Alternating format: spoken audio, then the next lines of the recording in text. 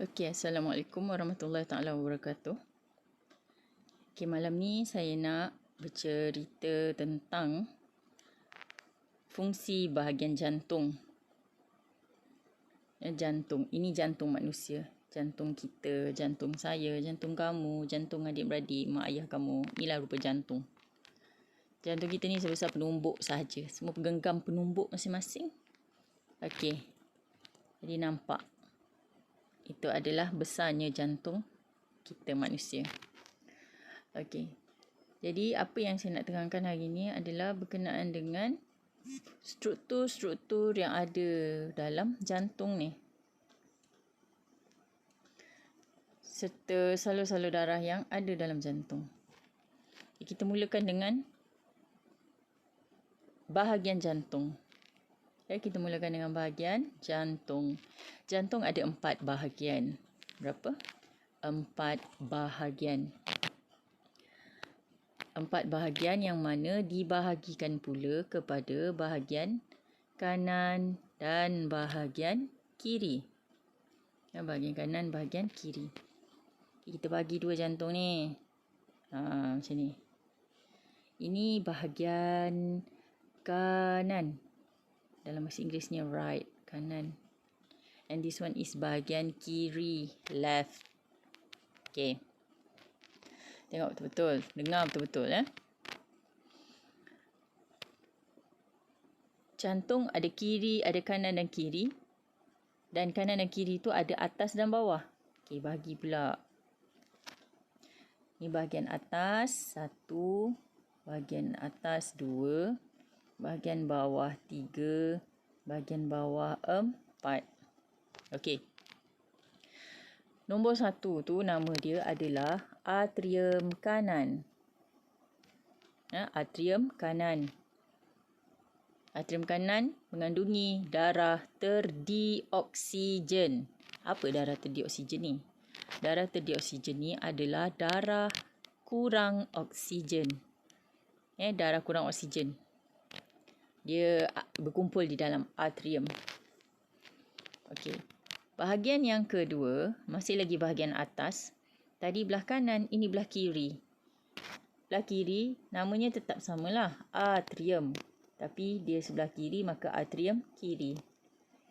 Atrium kiri ada darah beroksigen. Darah yang banyak oksigen. Okey. Kemudian, bahagian bawah 3 dan 4. Bahagian bawah nombor 3 dan nombor 4. Okey, kita tengok. Nombor 3 dengan nombor 4. Apa dia? Nombor 3 adalah ventricle. Bahagian bawah ni namanya ventricle. Bahagian bawah ni dinamakan ventricle.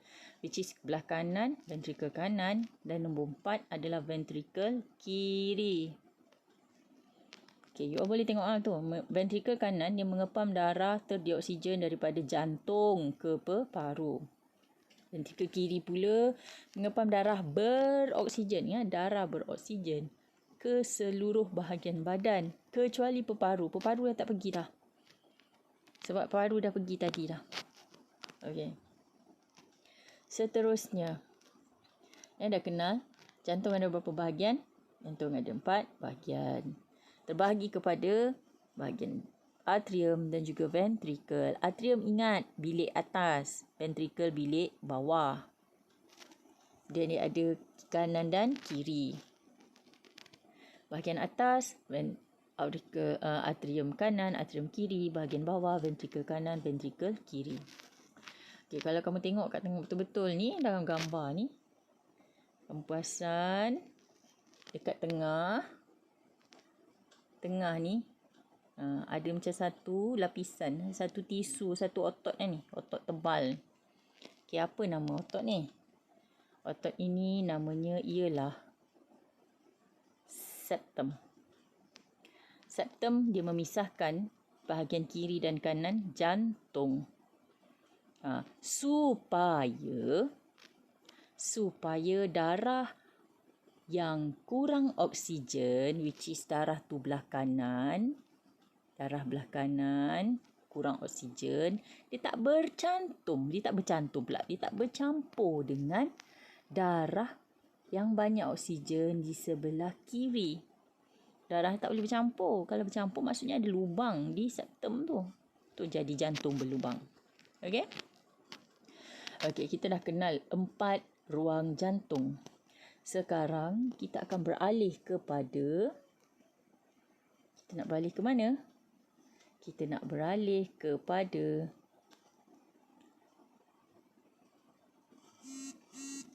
salur darah yang terdapat pada jantung. Okey, salur darah, kita tengok bahagian atas lah. Okey.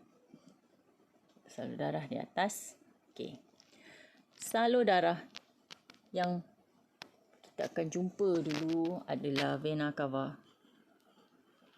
Vena cava, warna vena cava this one. Dia ada vena cava atas, posterior, ya ke? Anterior, dia ada vena cava bawah. Vena cava atas bawah. Kemudian dia ada sebelah vena cava adalah, sebelah vena cava ni, okey, adalah ni this one. Arteri pulmonary. Okey, kemudian salur darah yang kedua ialah, vena pulmonary. Salur darah ketiga vena pulmonary. Dan yang terakhir adalah aorta. Aorta ni salur darah Salur darah ada 2 jenis. Ada vena dan ada arteri. Ada vena and artery. Vena cava, vena pulmonary adalah jenis vena. Untuk arteri pulmonary dan aorta adalah jenis arteri. Okey, dapat setakat ni? Dapat tak? Okey, kita dah kenal pasti 4 bilik dalam jantung. Kita dah kenal pasti 4 salur darah. Kemudian kita kena kenal pula beberapa lagi bahagian lain yang ada dalam jantung ni. Seperti, okay, this one. Saya guna pen warna kuning. Injap trikuspid dan injap sabit. Actually dia ada satu lagi injap. Injap namanya injap bikuspid.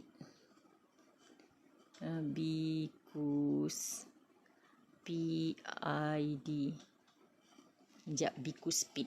Okey, injap trikuspid kat mana? Injap trikuspid di antara bilik nombor 1 dengan bilik nombor 3, iaitu di antara atrium kanan dengan ventricle kanan. Injap sabit pula, okey, you all tengok betul-betul. Ada aorta dan arteri pulmonary, hanya membenarkan pengaliran darah sehara dan tidak berpatah balik ke ventricle. Injap sabit ni dia ada di hujung arteri. Hujung salur arteri, bukan dalam. Dia hujung salur arteri. Tu injap sabit. Okey, kemudian injap bikuspid ni kat mana?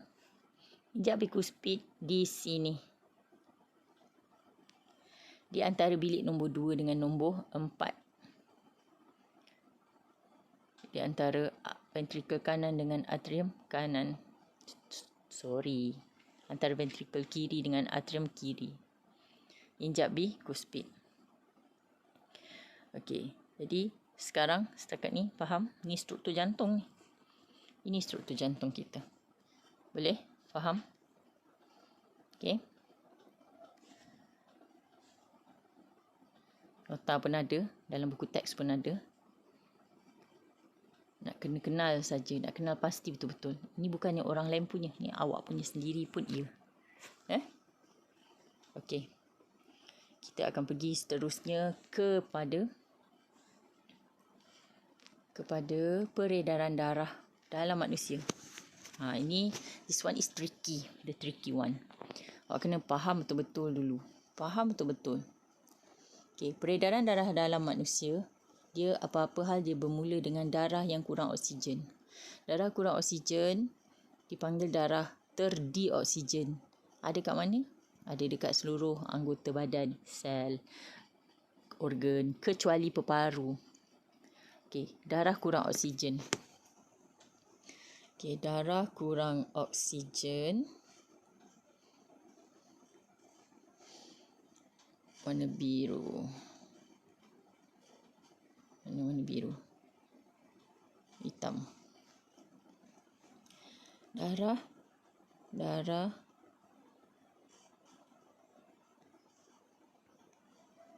kurang oksigen dari seluruh badan akan masuk ke dalam vena cava.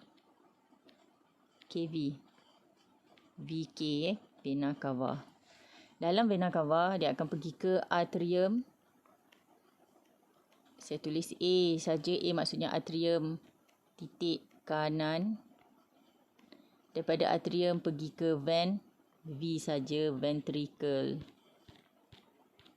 Ventricle kanan. Daripada ventricle kanan, dia akan masuk ke dalam salur darah. Namanya arteri. Arteri pulmonary. Kalau tak ingat, tengok balik nota. Arteri pulmonary. Daripada arteri pulmonary, darah kurang oksigen itu akan dibawa ke peparu. Apa yang berlaku kat peparu? Berlaku pertukaran gas. Darah kurang oksigen, dah dapat banyak oksigen. Jadi sekarang darah tu dikenali sebagai darah beroksigen. Dah nak bawa keluar lah daripada peparu. Nak bawa keluar, dia mesti balik semula ke jantung. Okey, berapa kali dah darah masuk ke jantung? Mula masuk daripada sel badan masuk ke jantung. Lepas sekali pertama. Lepas tu nak balik semula ke jantung. Kali ke-2. Okey. Daripada peparu, darah banyak oksigen. Darah banyak oksigen akan masuk ke dalam vena titik pulmo. Saya bagi singkatan ya, vena pulmonary. Daripada vena pulmonary masuk ke mana? Ruang atas, bilik nombor 2. Apa? Atrium kiri. Lepas atrium kiri, pergi ventricle kiri. Okey, ventricle kiri. Daripada ventricle kiri, dia akan pergi ke satu salur darah yang sangat kuat tebal, iaitu aorta. Okey, ke aorta. Dari aorta, darah tersebut akan dibawa ke semula ke sel badan. Jadi berapa kali darah masuk jantung? Darah masuk jantung 2 kali. Darah masuk into jantung 2 kali. 2 kali. Faham? Okay, saya ulang balik. Darah kurang oksigen dari sel badan. Okey. Kita tukar pen.